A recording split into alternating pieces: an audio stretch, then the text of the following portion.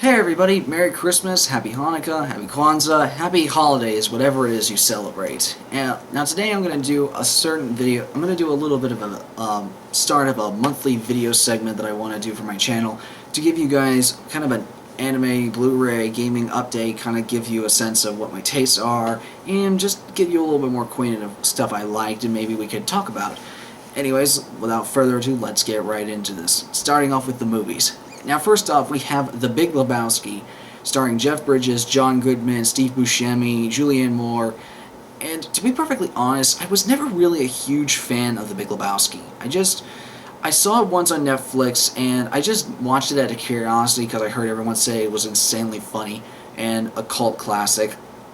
But to truth be told, when I was watching the movie, I liked Jeff Bridges in the movie. I really thought he was funny, but everyone else in the movie just kind of got on my nerves, and John Goodman in particular. I mean, the guy tried to relate everything to Vietnam. He overall just seemed like a really just insane, just nutcase, and I really just couldn't stand him in the movie. I just couldn't, and I know a lot of people have said that I need to watch this multiple times over and just give it another chance, but I don't know. Like, the first impression was just not all that great, and maybe I'll give it a second chance and give it another go to see if I like it better the second time around, but so far, impressions for The Big Lebowski, not all that high, and I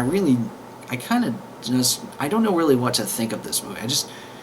I don't know. It's still kind of indifferent on this movie, but I'm willing to give it a shot. It's just not the high for me. But there we go, Big Lebowski. Next up, we have a movie that my parents said that is one of the funniest movies ever made, and I've never seen this movie in my life, but I don't know, I'm kind of curious about it. It's Airplane. Now, I enjoy a good comedy. I enjoy laughing as much as the next guy, and when I heard about this movie, I don't know a whole lot about it, so I don't have that much to say, but I know it stars Robert Stack, Lloyd Bridges, Peter Graves, Leslie Nielsen, forget my pronunciation, Karim Abdul-Jabbar, and a whole bunch of other people, but it's just, is this a really funny movie? Because I'm interested in watching this, but I don't know a whole lot about it. Is it supposed to be a spoof? Is it supposed to be just a straight up comedy by itself? I don't know. Just let me know and tell me what you think about Airplane. And I don't know, just let's talk about movies. Just talk about this movie or whatever your thoughts are. But yeah, there's Airplane. Next up is a collection that I am actually looking forward to watching, and that is the Mel Brooks collection. And I have to be honest, I don't think I can call myself a Mel Brooks fan, mostly because of the reason that I haven't watched a lot of his films. I've only seen probably History of the World Part 1, and I loved the movie. I thought it was hilarious. I loved every segment in that movie, from the French Revolution, the Inquisition, Rome. That was hysterical. I always laugh at that movie, and it's one of my favorite comedies ever. And Mel Brooks, I thought he was great in the movie, but I haven't seen enough of his films in order to really give myself an idea of what I like about him, if I like him on a majority level or not. And thankfully, this collection has a bunch of his movies. It has, I think, 9 of his films, and it has The 12 Chairs, Blazing Saddles, Young Frankenstein, Silent Movie, High Anxiety, History of the World Part 1, which I've already seen, To Be or Not to Be, Spaceballs, and Robin Hood Men in Tights. Now, again, like I said, I've only seen History of the World Part 1, and I'll leave it to you guys on this suggestion. Which one out of this set should I watch first? Which Mel Brooks movie do you think I should watch first and comment on? Just leave your comments below and tell me what you think, and let's move on to the next bit. Now, next up is a movie that I actually did have on my Christmas list, and and a lot of classic movie fans are probably going to be really upset at the fact that I have not watched this movie from beginning to end. It's considered one of the greatest movies of all time, and I have never watched it from beginning to end. It's Gone with the Wind, and I got the Scarlet Edition because I was just curious about it. I've been trying to get a hold of some more classic cinema movies, stuff like I've watched Gone with the Wind, Casablanca. I was trying to get a hold of more Gone with the Wind, Casablanca, Citizen Kane, Wizard of Oz, getting a hold of movies that I may have heard about but I've never seen all the way through, and I was really curious about Gone with the Wind. It was one of those movies that I just felt like I felt like I needed to see, and my family was like, yes, you need to see Gone with the Wind. And and a lot of people say it's a really long movie, and I honestly don't mind long movies, as long as they can keep me engaged and interested in what's going on with the story. And so I'm really actually looking forward to seeing this whole thing through from beginning to end. And I've heard I mean, come on, a winner of 10 Academy Awards, I mean, in 1939, that's gotta mean something. Although Ben-Hur won 11, which makes it a little bit better, so yes! Anyways, Gone with the Wind, really excited to see it. And tell me what your thoughts on Gone with the Wind are. What do you, like, have you seen it? What do you think of it? Just comment below and tell me what you think. Alright, so now we get into the anime section, which honestly, this is going to be the shortest bit because there's only 2 things here, but I thought I might as well separate the 2. Anyways, the first that we have is the sequel, a sequel that I have been hunting down for months, and that's Ghost in the Shell 2: Innocence on Blu-ray.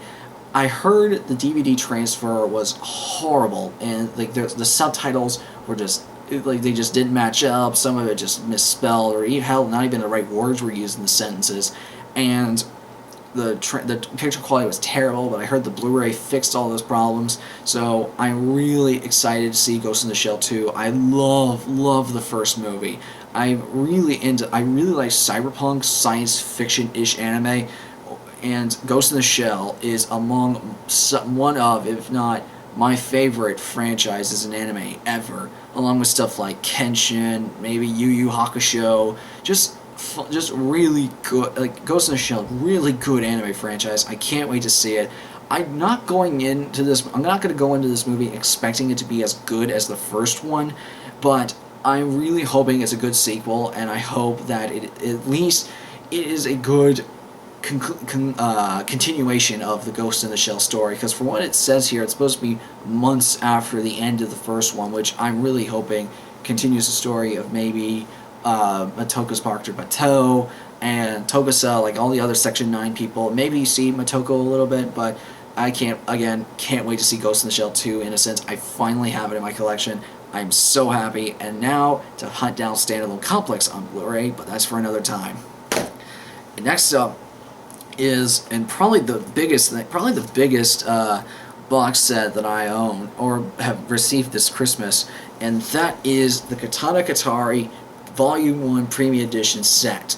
Now, I do not know pretty much anything about this series, and a lot of you might be asking, well, why did you pick it up if you don't know anything about it, if you've never seen it? And I was curious about the art style because I have never really seen an anime art style that looks like this. And I love shows and I love animes that have a distinctive look to them.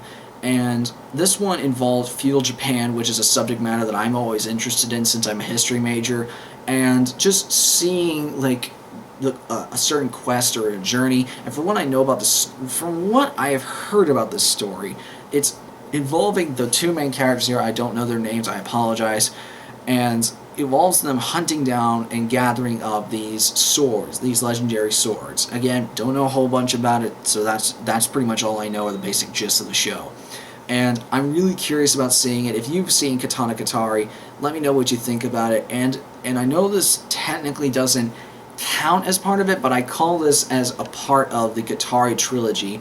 And I know that the Katana Katari has no relation to Bakemono and Nisemono Katari, but since they both have the phrase Katari in them, I just feel like it's easier to call them the Katari trilogy. In my personal view, it just makes it easier and just to gather than just say Bakemono Katari, Nisemono Katari, Katana Katari. It just gets harder and harder to say to people over and over whenever you just say the Katari trilogy, and it just makes it easier.